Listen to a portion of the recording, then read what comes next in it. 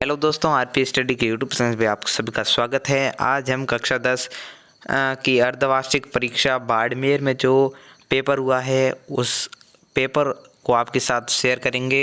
ये सामाजिक का पेपर है और हमारे यूट्यूब चैनल पे 7,000 व्यूज़ हो गए हैं। इसके लिए आप सबका तहे दिल से शुक्रिया। तो पहला प्रश्न वस्तुनिष्ठ प्रश्न है कि हिंद स्वराज पुस्तक किसने लिखी? तो हिंद स्वराज पुस्तक महात्मा गांधी जी ने लिखी थी। किसने लिखी थी? महात्मा गांधी जी ने लिखी थी। रियो डी जेनेरो पृथ्वी सम्मेलन कब आयोजित हुआ था? तो रियो डी जेनेरो ये ब्राज़ील का शहर है। यह पेपर 1992 में आयोजित हुआ था। सरिस्का वन्य अभयारण्य कहाँ पर स्थित है? तो राज्य बताना है। तो ये है राजस्थान में है। संघ सूची में सम्मिलित विषय नहीं है, इसमें पुलिस नहीं है क्योंकि पुलिस राज्य सूची का है। अगला प्रश्न है यूएसए मतलब यूनाइटेड स्टेट ऑफ अमेरिका में नागरिक अधिकार आंदोलन का नेतृत्व किसने किया था? वो किया था मार्टिन लूथर किंग ने। किसने किया था? मार्टिन लूथर किंग ने। अगला प्रश्न है कि निम्न में से किस राज्य में शिशु मृत्यु दर कम है? कम है मतलब कि वो विकसित राज्य है ना, तो वो केरल है। आगे देखिए कि दाढ़ी मार्च, अब आपको सही गलत बताना है। तो आपके लिए सामने प्रश्न ये है कि दांडी मार्च 12 मार्च 1930 को शुरू हुआ था। ये बिल्कुल सही है। और 6 अप्रैल को दांडी में पहुंचे थे गांधी जी। सौर ऊर्जा अनवीकरणीय संसाधन का उदाहरण है। ये गलत है क्योंकि सौर ऊर्जा को हम दोबारा बना सकते हैं। सेवा क्षेत्र को द्वितीयक क्षेत्र कहा जाता है। सेवा क्षेत्र को तृतीयक क्षेत्र कहा जाता है, ना कि द्वितीयक क्षेत्र कहा जाता है। ये भी गलत है। आगे तीसरा नगर निगम का अध्यक्ष मेयर कहलाता है। ये सही है। आगे बिस्मार्क ने खालिस्तान के एकीकरण में महत्वपूर्ण भूमिका निभाई थी। मतलब कौन से देश के एकीकरण में उन्होंने महत्वपूर्ण भूमिका निभाई थी? वो थी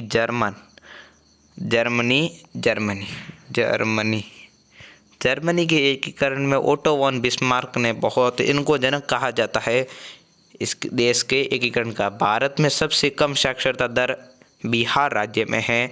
सरदार सरोवर बांध का निर्माण नर्मदा नदी पे किया जाता है। भारत एक आधुनिक प्रकार का बांध है। चलिए आगे देखते हैं कैसे प्रश्न है। आगे है कि अति लघुरात्मक प्रश्नों का उत्तर देना है। तो हमारे सामने प्रश्न है कि नेपोलियन कौन से युद्ध में पराजित हुआ? तो नेपोलियन वाटरलू के युद्ध में हुआ था। ये वाटरलू का युद्ध 1815 में लड़ा गया था। इसके विरोधी राष्ट्र थे प्रशा, ऑस्ट्रिया, रूस और ब्रिटेन। इन 4 राष्ट्रों ने मिलकर नेपोलियन यानी फ्रांस को हराया था 1815 के वाटरलू युद्ध में।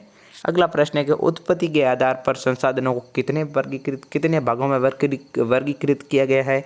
तो ये 2 भागों में वर्गीकृत किया गया है। पहला है जैव, दूसरा है अजैव।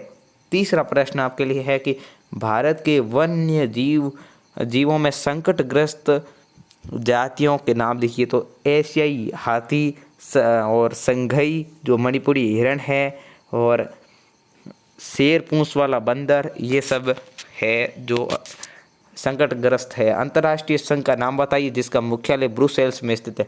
पहले देखिए ब्रुसेल्स क्या है। ब्रुसेल्स बेल्जियम की राजधानी है। तो इसमें यूरोपीय संघ का मुख्यालय है और यहाँ पर WHO वर्ल्ड हेल्थ ऑर्गेनाइजेशन भी यहाँ है। आगे GDP का क्या अर्थ है? GDP का सीधा अर्थ है तो सकल घरेलू उत्पाद है।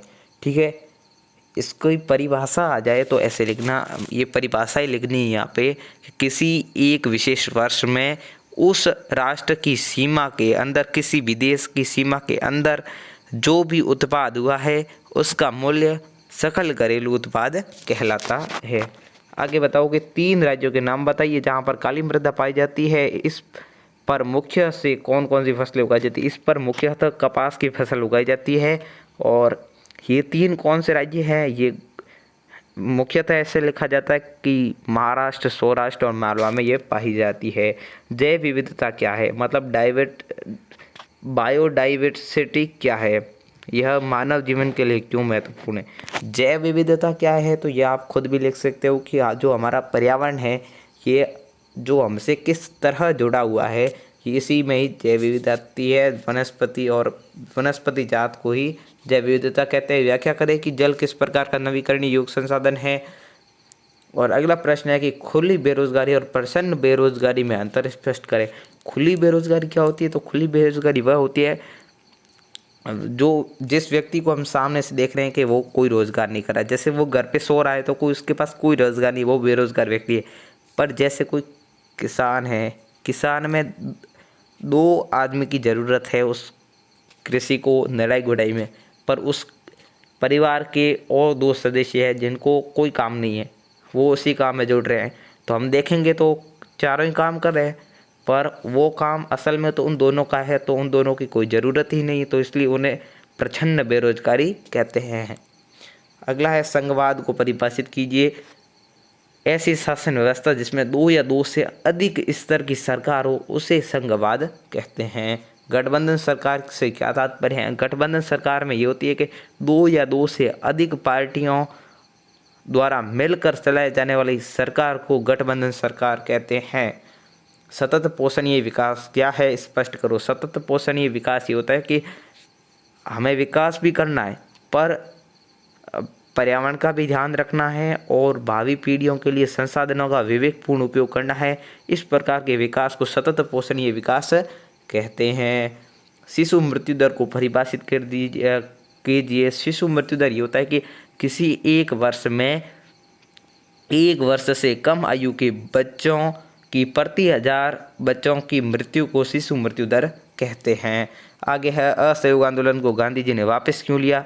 क्योंकि असहयोग आंदोलन में गांधी जी इसको अहिंसक रूप से चलाना चाहते थे, पर चौरी चौरा गोरखपुर में यहाँ ये आंदोलन हिंसक हो गया। हिंसक मतलब कि 22 पुलिस वालों को जिंदा जला दिया, जिससे गांधी जी को ये घटना अच्छी नहीं लगी, इसलिए गांधी जी ने इस आंदोलन को वापस ले लिया। काउंट के मेलोडी कैवूर पर संक्षिप्त टिप्पणी लिखो।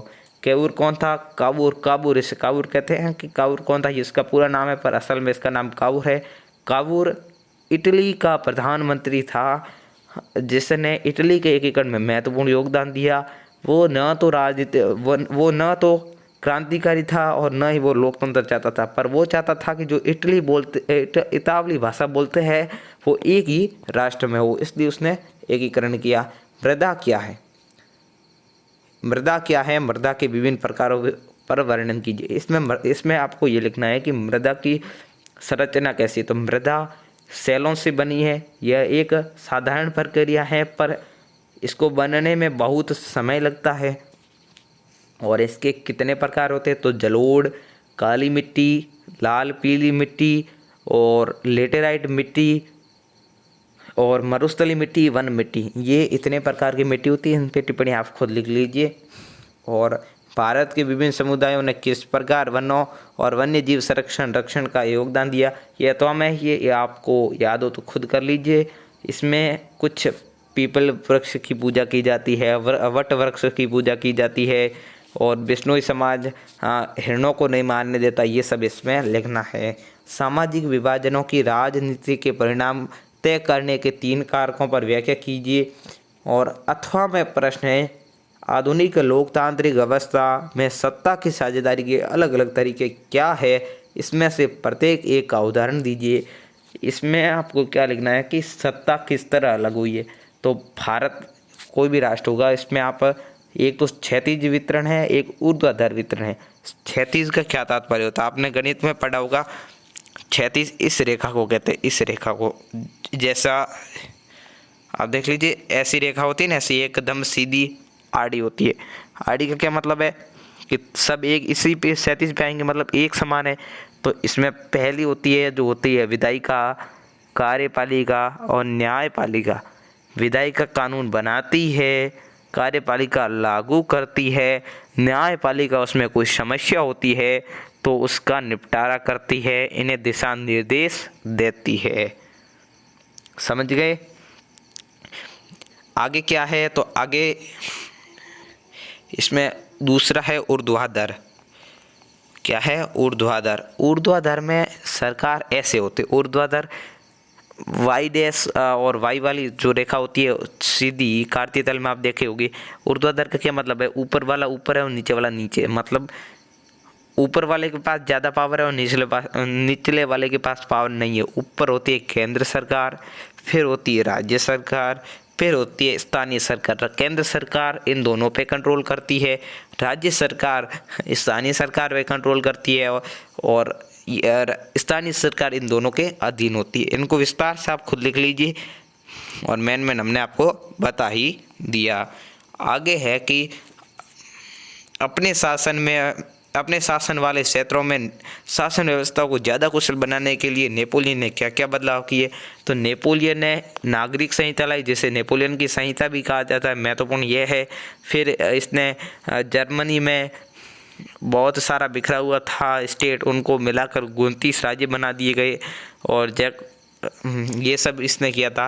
आगे है कि टिप्पणी लिखे इन पर। जलियांवाला बाग हत्याकांड। जलियांवाला बाग हत्याकांड 13 अप्रैल 1919 को हुआ था। ये हुआ था रॉलेट एक्ट के विरोध में। बैसाखी का मेला भरा हुआ था। जलियांवाला बाग हत्याकांड अमृतसर शहर में है, वहाँ ये चारों तरफ से बंद है और इसके दरवाजे बंद करके जनरल ओ डायर ने अंधाधुंध गोलियां चला दी, जिससे बहुत सारे लोगों की मृत्यु हो गई। अगला प्रश्न है कि साइमन कमीशन। साइमन कमीशन ये था कि जो एक लॉर्ड साइमन अंग्रेज का अधिकारी था, उसे अंग्रेज से ब्रिटेन से भेजा गया कि तुम जाओ और भारत की शासन व्यवस्था को देखो, उसमें क्या प्रॉब्लम है। तो इसमें 7 सदस्य थे, तो 7 के 7 अंग्रेज थे, इसमें कोई भारतीय नहीं था। तो भारतीयों का कहना था कि हमारी प्रॉब्लम हम समझेंगे, उन बाहर से आने वाले अंग्रेज अधिकारियों को क्या पता। तो इसके विरोध में कई आंदोलन हुए और नारे भी हुए, साइमन कमीशन वापस जाओ वापस जाओ। और इसमें लाठीचार्ज में लाला लाजपत राय की मृत्यु भी हो गई थी, ये आपने पढ़ा होगा। तो आज का वीडियो कैसा लगा कमेंट करके ज़रूर बताना और जल्दी से हमारे चैनल पर 200 सब्सक्राइबर करा दो।